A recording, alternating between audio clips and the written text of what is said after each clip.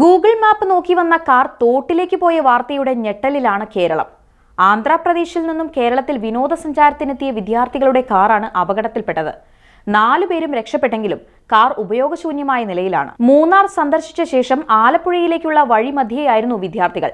പരിചയമില്ലാത്ത നാടായതിനാൽ Google map നോക്കിയായിരുന്നു യാത്ര. പക്ഷേ പണിപാളി. വലിയ വളവ് തിരിഞ്ഞു വരുന്നതിനിടയിൽ നേരെ പോകാനുള്ള നിർദ്ദേശം ഗൂഗിൾ മാപ്പിൽ നിന്നും ലഭിച്ചതിനെ തുടർന്ന് വണ്ടി വളച്ചെടുക്കുമ്പോഴാണ് തോട്ടിലേക്ക് വീണത്.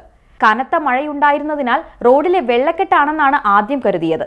പക്ഷെ പിന്നീട് ആഴത്തിലേക്ക് പോയ കാർ പൂർണ്ണമായി മുങ്ങുകയായിരുന്നു.